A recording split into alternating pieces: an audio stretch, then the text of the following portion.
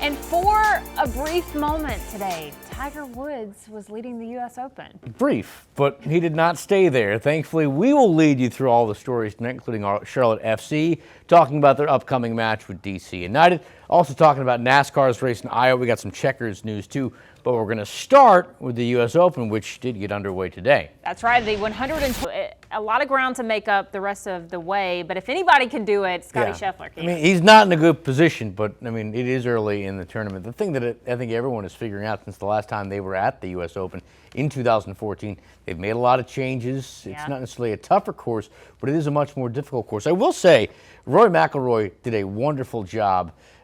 Very patient on the course today. This is a guy that has not won a major in 10 years. And you talk about a guy that has shown dedication to his craft. It seems like every time out, he's always in contention. He doesn't give up. He's obviously frustrated, but he's still playing really, really good golf. And being in the game, ultimately, is what it's all about. And right now, atop the leaderboard, he's in the game. Well, what he was able to do that Patrick Cantlay was not able to do is play some bogey-free golf today. He had 5 birdies, no bogeys. Patrick Cantlay, 6 birdies, 1 bogey. But still, that's got to give you confidence going into the weekend. The other factor, too, it was hot today. Going to be even hotter tomorrow, so we'll see how those conditions play. Talk about a bogey-free round. This next guy certainly had some bogeys. Well, 19 years after finishing as the runner-up at the U.S. Open in Pinehurst, Tiger Woods was back on the course and back to doing vintage Tiger things, at least early on. He made a birdie on his first hole and for the moment actually had the lead. The 48-year-old held steady for the first 9 holes,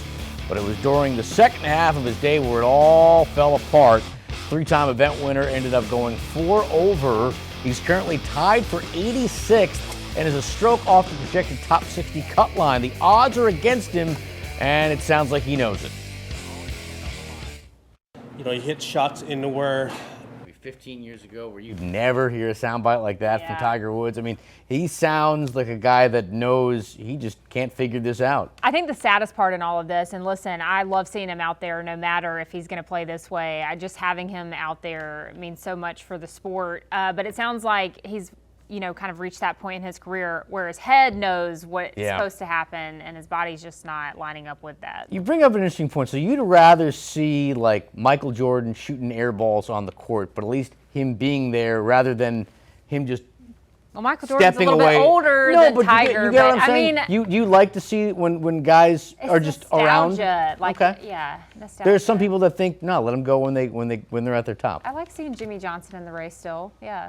Similar. It is interesting not seeing him win, I'll tell you that much. It is. All right, well, the U.S. Open just opening. Unbeaten in 6 of the last 7 matches, the Crown is hosting conference rival DC United this weekend. It's Charlotte's first time on the pitch since taking down Atlanta United almost 2 weeks ago. If there's concern his team would have some rust to shake off this weekend, head coach Dean Smith didn't show it this afternoon, all while repping Saturday's free shirt giveaway. Smith said the Crown is fully rested and is ready to get back to playing at a high level. Since we've been back, they've been really bright. Talking hockey now, a familiar face from the Checkers past, now a first-time NHL head coach.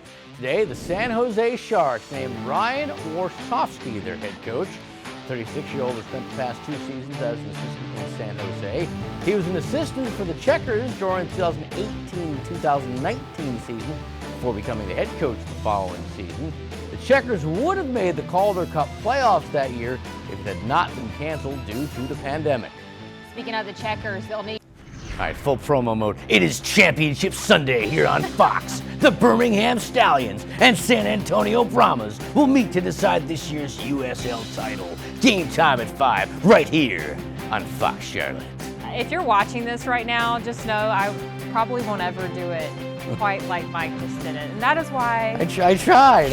That's why we love you. All right, give out your QC crown. Who you got? Well, haven't done this in a while, but I'm going to give the Utah Hockey Club a rare anti-crown. That's because going into this season, they're first in the NHL since leaving Arizona. They're going to simply be known as the Utah Hockey Club. Now, to be fair, it's only going to be for 1 year. A final name will come before the start of next season. But rather than leave it up to the fans, which is what they're doing, somebody should have just decided a name. Yeah, that's very generic.